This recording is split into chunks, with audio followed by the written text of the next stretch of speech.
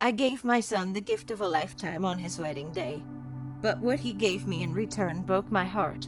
I always believed that a parent's greatest joy was seeing their child find happiness and stability. For me, that moment came on the day of my son's wedding. After years of raising him on my own, working late shifts, skipping luxuries, and tucking away whatever savings I could, I wanted to give him something extraordinary gift that would set him up for the life I had always dreamed he'd have. That gift was a house. Yes, a full house. Not a rental, not just a down payment, but an entire home I had poured years of work and sacrifice into. It wasn't just for walls and a roof. It was a symbol of everything I had hoped for.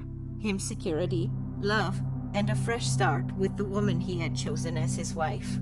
I can still remember standing at the front of the reception hall, my nerves buzzing like a drum inside my chest.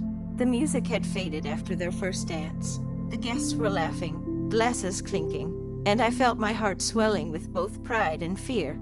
Then came the moment I had been planning for months. I asked for the microphone. "Ladies and gentlemen," I began, my voice shaking more than I wanted it to. "Today, I see my son start a new chapter, and I wanted to give him something to begin this journey with his wife. So, I'm giving them a house, their house."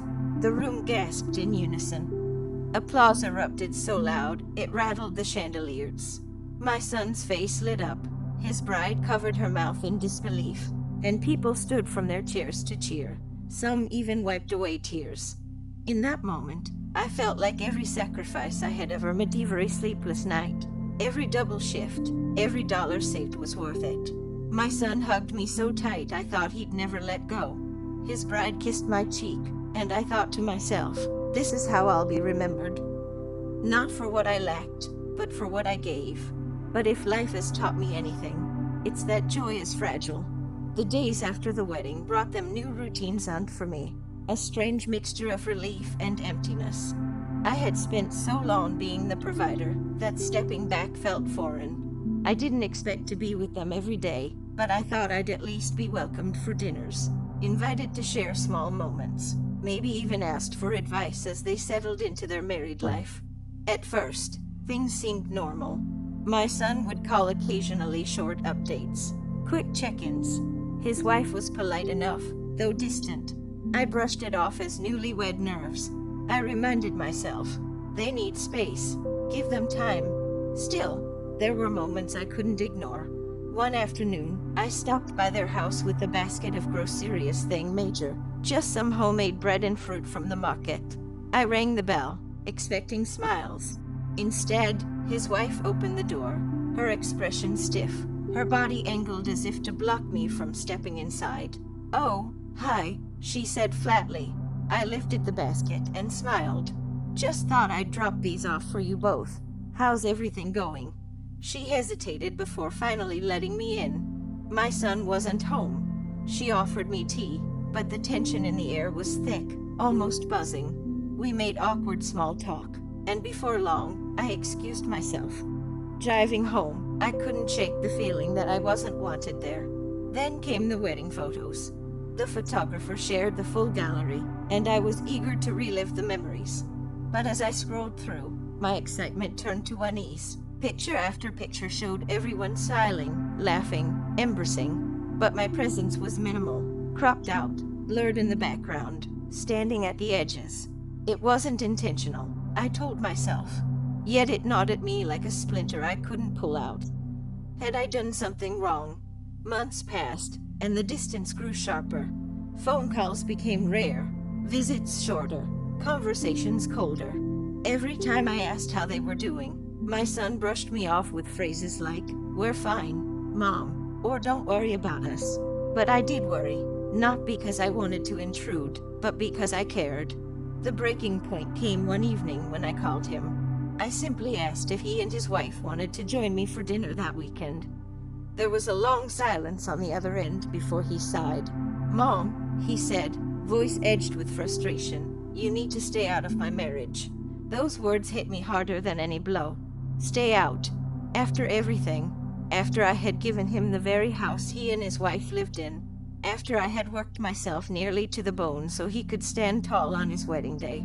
I sat there with the phone pressed to my ear, unable to respond. The boy I had raised, that one I had tucked into bed when he was sick, cheered for at every milestone, sacrificed everything for, was now treating me like an outsider. When I finally spoke, my voice cracked. I just wanted to share a meal with you. I'm not trying to interfere. But he cut me off. Please, Mom, we need space. Just respect that. Then he hung up. I sat in silence, my heart breaking in ways I didn't know it could. The gift I had given, once a symbol of love, now felt like a wall between us.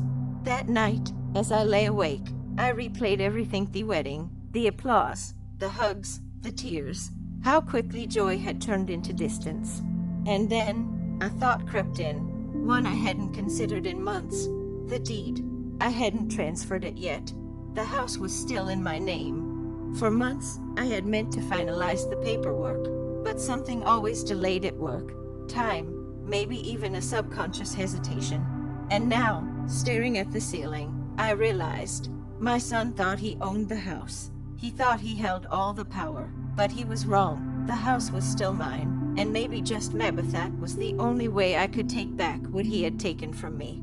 I couldn't sleep that night after my son told me to stay out of his marriage. Those words didn't just sting the slash.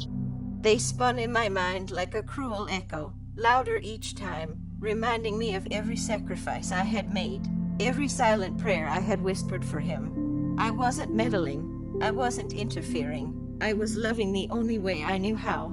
But suddenly, that love had been rebranded as interference. Still, even in the ache of rejection, one undeniable truth pulsed like a heartbeat inside me. The house was mine. I hadn't signed over the deed. Not yet. Maybe life had distracted me.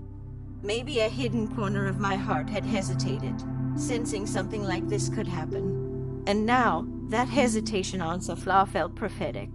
The following week, I decided to test the waters, to see if my son's words were just heat of the moment, frustration, or something deeper.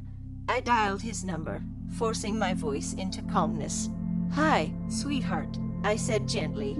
"I was wondering if I could stop by this weekend to see you both." There was silence, and I heard the muffled sound of his hand covering the phone. When he returned, his tone was clipped, almost mechanical. "Mom, we're busy. Maybe another time." My throat tightened. "Another time when? I don't know. We'll call you." And thin line went dead. No warmth, no reassurance, not even a polite excuse. Just a wall. I thought I could take rejection if it only came from him. But fate had a crueler twist in store. At the supermarket, while I was picking up flour and apples, I bumped into an old neighbor who had attended the wedding. She greeted me with a cheerful smile, her voice light and unknowing. "Oh, I saw your son's wife the other day," she said. "She told me they're really settling into their house. She said what a generous gift you gave them. They're so grateful not to have to deal with a landlord. Their house." The words lodged in my chest like a thorn. No mention of me. No acknowledgement of the years of saving, the countless double shifts, or the luxuries I had gone without to make that house a reality. Just anticlimactic and simple. I forced a smile, nodded, and walked away. But inside, my stomach twisted. A few days later, I convinced myself that maybe kindness could break through the frost. My son had always loved my cinnamon rolls since he was little. Smell alone used to bring him running to the kitchen. Maybe, just maybe, a taste of home could soften the edges. I baked a fresh batch, still warm from the oven, and drove to the house. When I rang the doorbell, the lights were on. I could hear faint movement inside, but it took far too long for anyone to answer. Finally, my daughter-in-law opened the door. Her face was tight, her posture stiff. "Oh, it's you," she said, tone flat. The tray in my hands suddenly felt heavy. "I brought these," I said, lifting it slightly. "Fresh out of the oven. Thought you might like a treat." She hesitated, then took the tray without inviting me in. When I leaned a little, trying to glimpse inside, she stepped firmly into the doorway, blocking the view. "Thanks," she said shortly. "Is my son home?" I asked, He's busy." Her voice was sharp, final, with no room for discussion. Before I could say another word, she added, "Listen, I don't want to be rude, but we need our privacy. You showing up like this makes things harder for us. I hope you understand." And with that, she closed the door. Just like that, I stood there on the porch, empty-handed, my heart pounding, the warmth of cinnamon rolls replaced by the cold sting of rejection. My son didn't even come to the door. Days blurred, but then came the blow that shattered me in a way nothing else had. A distant relative called. We hadn't spoken in months, but her words knocked the wind out of me. "They're planning renovations," she said casually. "Your son told everyone he and his wife are turning the upstairs into a nursery. Congratulations, she'll be a grandmother soon." A grandmother. The word should have filled me with joy. Instead, it sliced me in two, because they hadn't told me. Not a word, not a call, not even a hint. And then came the twist of the knife. They said they're glad they don't have to ask your permission, since it's their house now, she added. Their house. No, it wasn't. It was mine. Legally, completely, undeniably mine. That night, I sat at my kitchen table staring at the stack of paperwork I had never filed. The deed, the mortgage records all still tied to my name. I had wanted to surprise them with the official transfer after the wedding, a final bow on my gift. But I had delayed it, telling myself there was no rush. Now, I realized that hesitation wasn't laziness, it was protection. Protection against being erased. They wanted me gone from their lives, erased from their story. But they wanted to do it while living under my roof, walking on my floors, eating in my kitchen. And the more I thought about it, the angrier I became. They weren't just rejecting me as a mother, they were exploiting me as a person. The final straw came one night, when I drove past the house. Maybe it was foolish, maybe it was desperation, but I just wanted to see it, lit up, alive, to remind myself of the good. Instead, what I saw sent fire surging through me. Cars packed the driveway. Laughter spilled from the windows. Music pulsed so loud it carried to the street. Inside, through the glass, I glimpsed my son and his wife, smiling, entertaining, living their best lives. A house full of warmth and joy. And I wasn't invited. The woman who had given them the house wasn't welcome inside it. I sat in my car, parked at the curb, watching through the blur of my tears. Then, slowly, I turned the key in the ignition. Enough was enough. By the time I reached my own home, my decision was clear. I wasn't going to beg for scraps of affection. I wasn't going to tolerate disrespect. And I certainly wasn't going to let them treat my house as though it was theirs, while pushing me aside like I was nothing. If they wanted space for me, they would have it. But not under my roof. The next morning, I pulled out the paperwork again and laid it flat on the table. I didn't need to shout. I didn't need to make a scene. All I needed to do was exercise the truth I had known all along. The house was mine, and I was ready to finally remind them of that fact. I sat at my kitchen table, the deed papers spread out like a battlefield map, black ink on white paper, but behind every line were years of sweat, sacrifice, and sleepless nights. Every brick of that house carried a piece of me, and I had planned to pass it on as a legacy. But now, that gift wasn't a blessing anymore. It was a weapon hand. They were wielding it against me. For weeks, I'd let my silence stretch, hoping kindness would speak louder. But all it did was convince them I was powerless.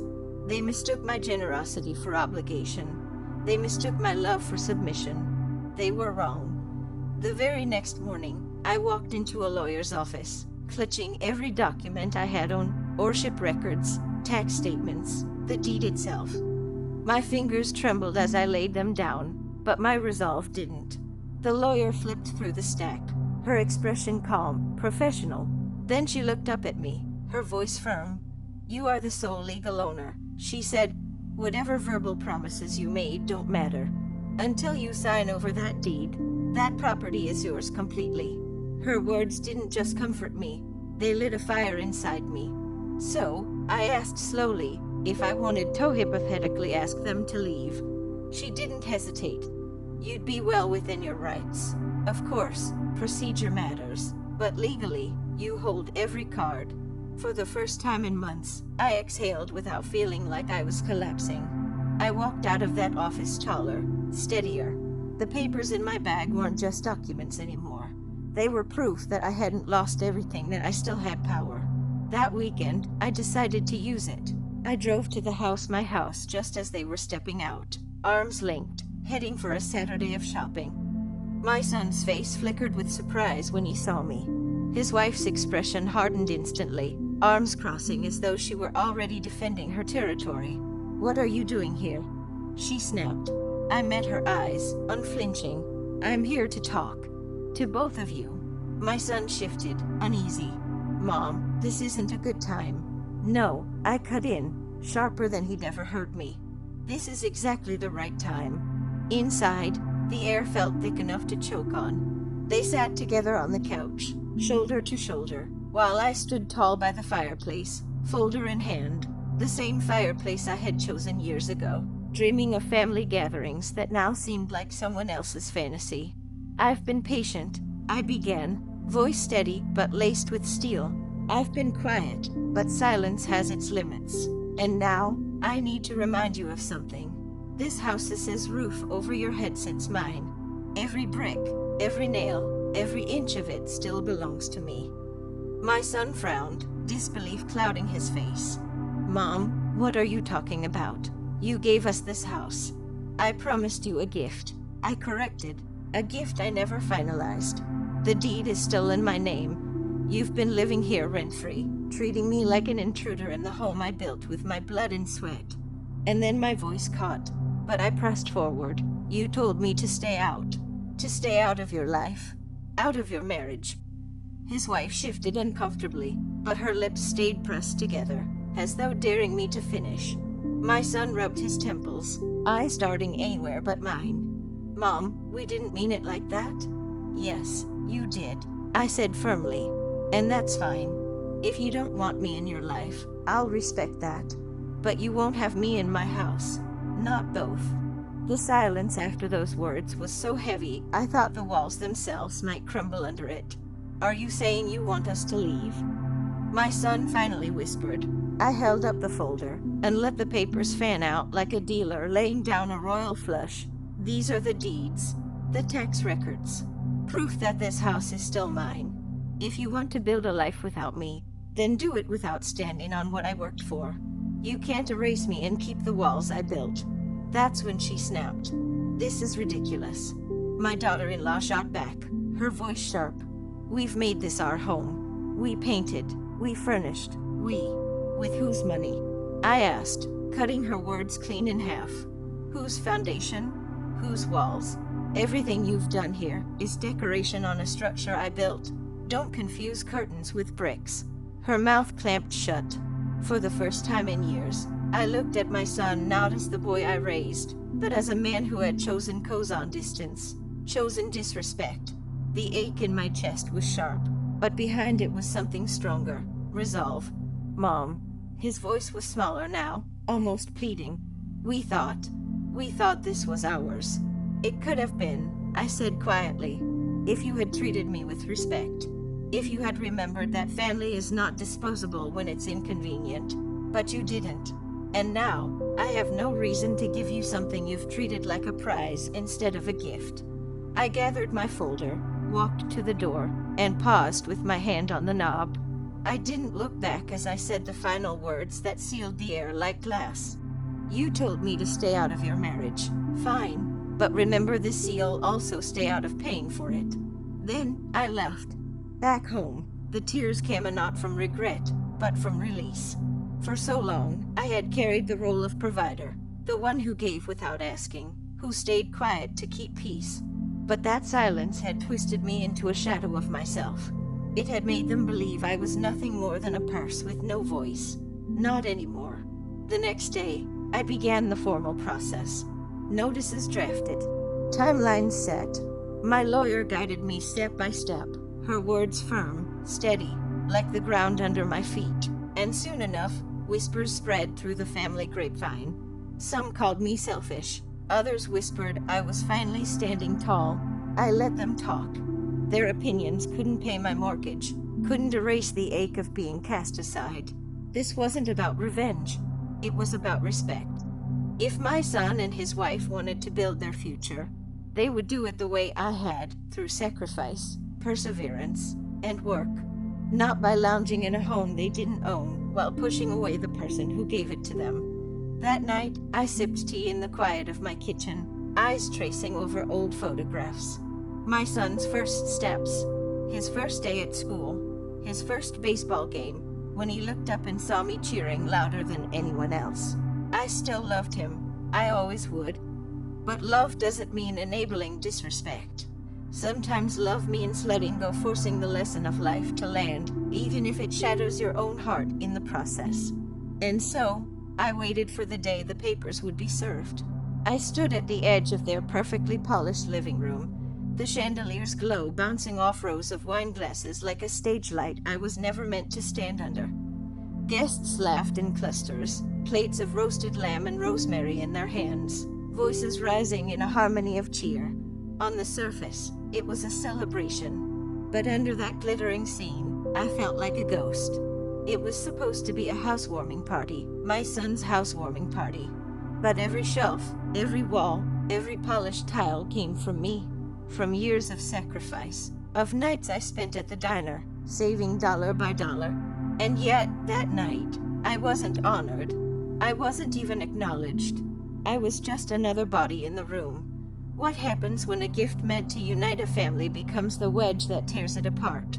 At first, I smiled through it. I carried my plate carefully, murmuring polite responses as people brushed past.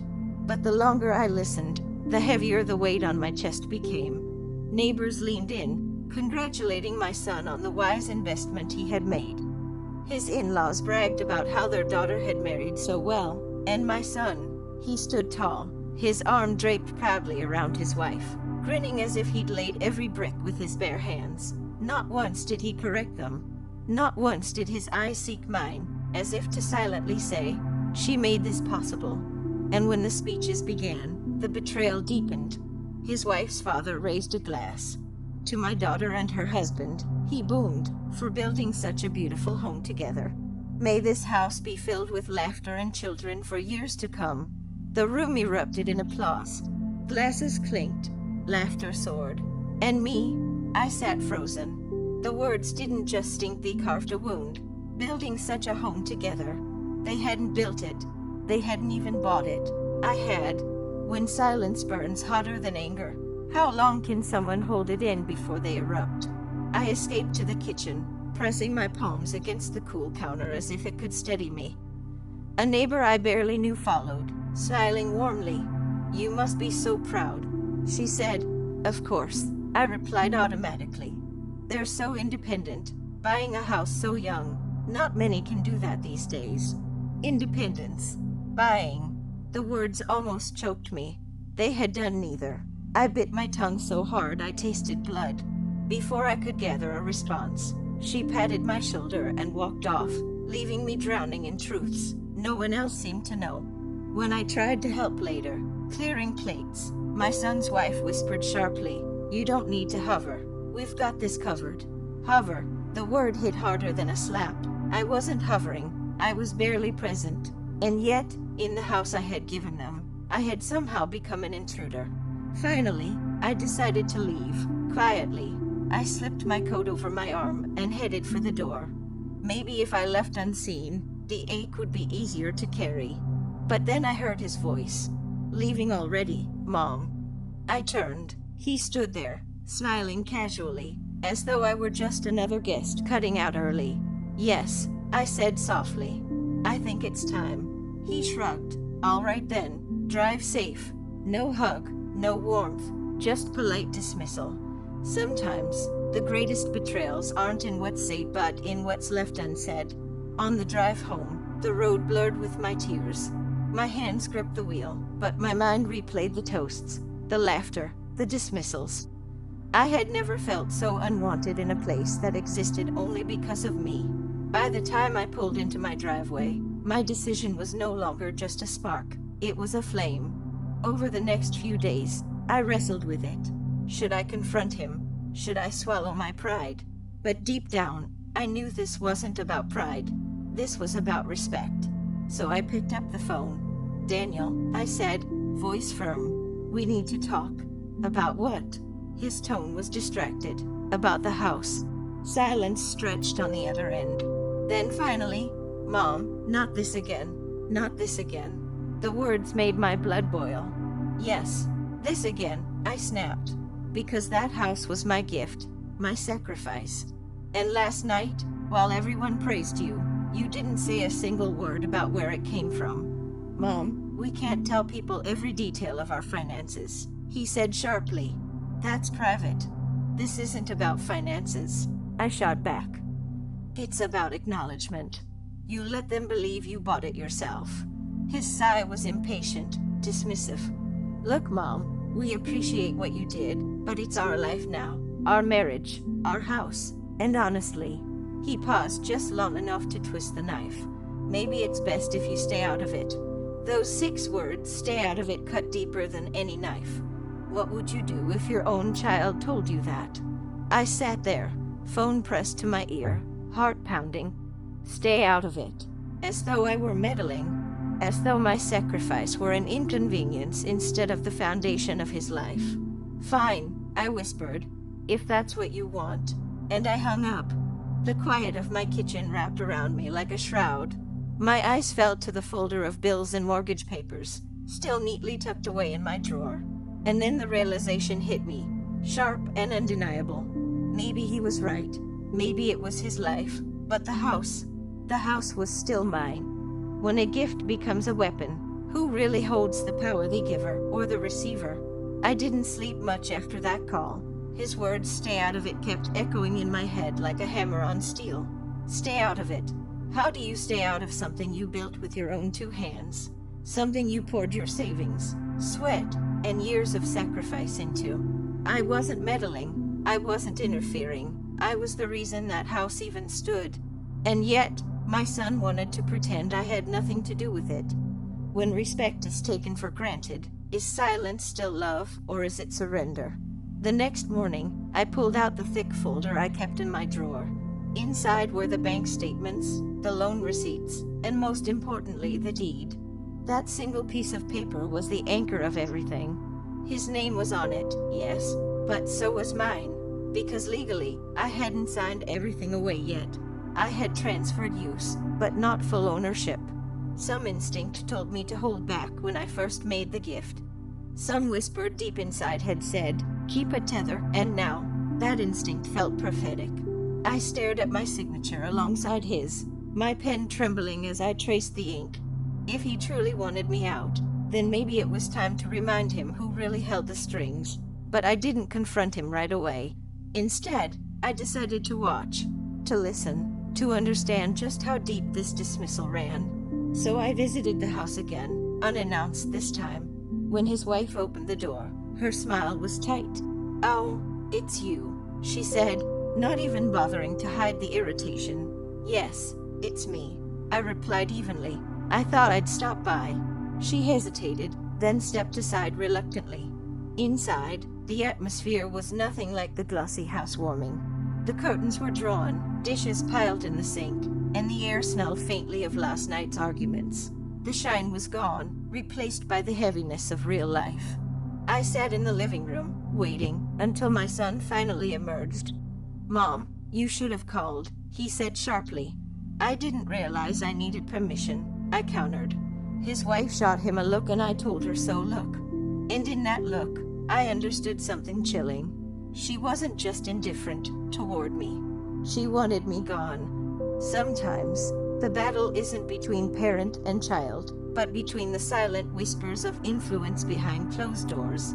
We talkador rather. We argued. "Mom, you can't just drop in," he snapped. "I'm not dropping in," I said, keeping my voice calm. "This is still my house. Daniel, I just wanted to see how you're living in it." His jaw tightened. His wife's eyes flashed, but she stayed silent. The air between us was thick, tense, like a storm cloud about to burst. I didn't stay long. I didn't want to. As I walked back to my car, realization hit me like a slap. I wasn't just unwelcome. I was seen as a problem, a burden. And that was when I decided enough was enough. There comes a moment when patience runs out, and the giver reclaims their gift. The plan began small. I visited my lawyer. I brought the deed, the receipts, every scrap of paper that tied me to that house. He looked it all over carefully, his brows furrowed. "You're well within your rights," he said finally. "You can revoke the transfer. It's not complete until you finalize the deed solely in his name.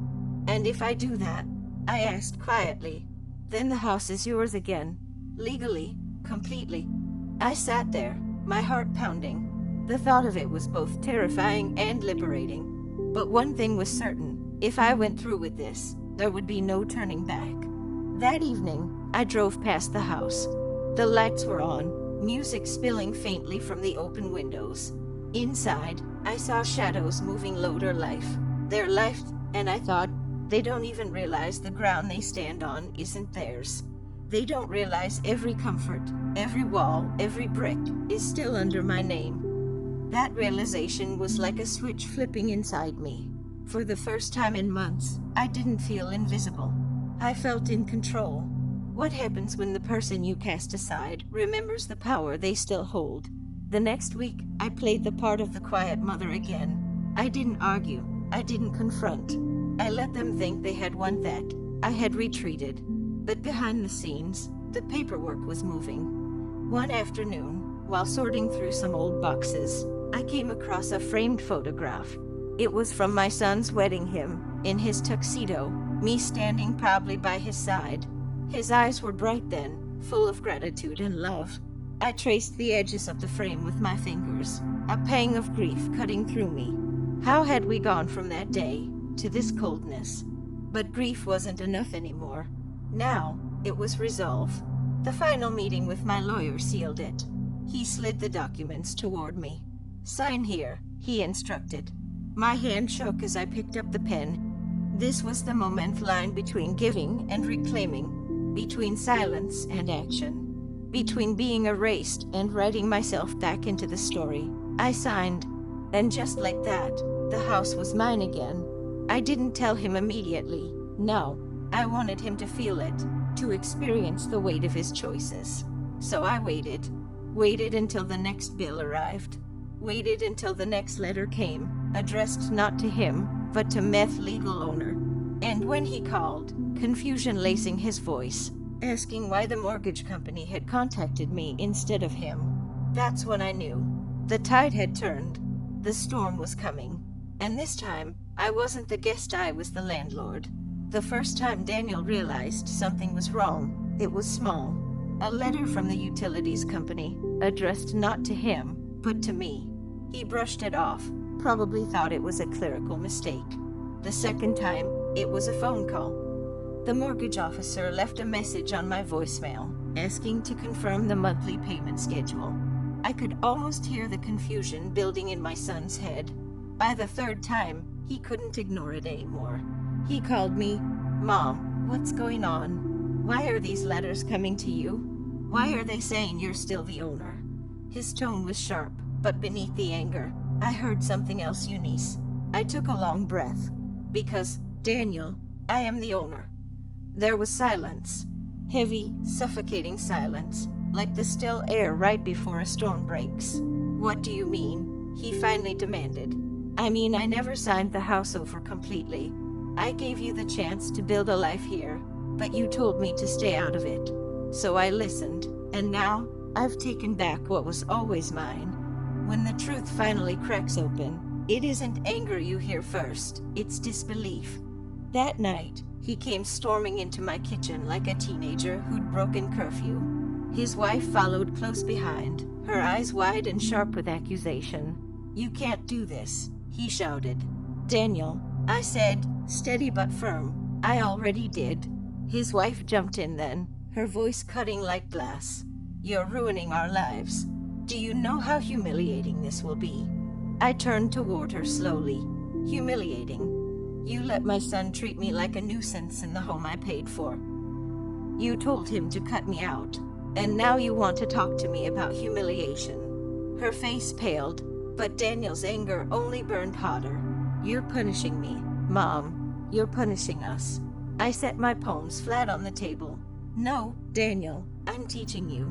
Respect isn't a one-way street. I gave you this house as a wedding gift, a symbol of love and trust. But instead of honoring that, you told me I had no place in it.